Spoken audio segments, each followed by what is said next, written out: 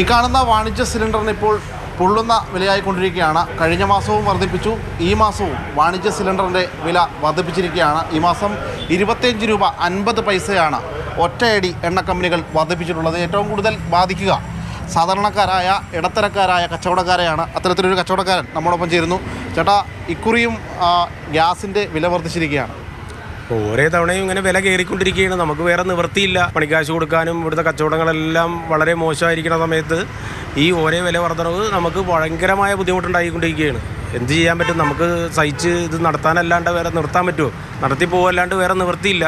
ഇതിപ്പോൾ 1000 1200 രൂപയിൽ നിന്ന് തുടങ്ങി ഇപ്പോൾ 1800 2000 വരെ ആയിക്കൊണ്ടിരിക്കുകയാണ്. ഇതിപ്പോൾ 19 കിലോയുടെ ഒരു വാണിജ്യ സിലിണ്ടർ എടുക്കണമെങ്കിൽ 1806 രൂപ കൊടുക്കും. പക്ഷേ ഇങ്ങനെ കൂടിക്കൊണ്ടിരിക്കഴിഞ്ഞാൽ ലാസ്റ്റ് ഞങ്ങൾക്കും എല്ലാത്തിനും വില വർദ്ധിപ്പിക്കേണ്ടി വരും, അല്ലെങ്കിൽ കട നിർത്തേണ്ടി വരും. ഇപ്പോൾ ഈ കടയിൽ ഏകദേശം എത്ര തൊഴിലാളികളുണ്ട്? ഇവിടെ ഒരു 20-22 തൊഴിലാളികളുണ്ട്. അവരുടെ ശമ്പളം, കറണ്ട് ബില്ല്, വാടക, ഇത്തരം കാര്യങ്ങളെല്ലാം നോക്കുമ്പോൾ ഗ്യാസിനും ഇങ്ങനെ വില കൂടി കഴിഞ്ഞ് കഴിഞ്ഞാൽ നമുക്ക് ഒന്നും നടക്കില്ല.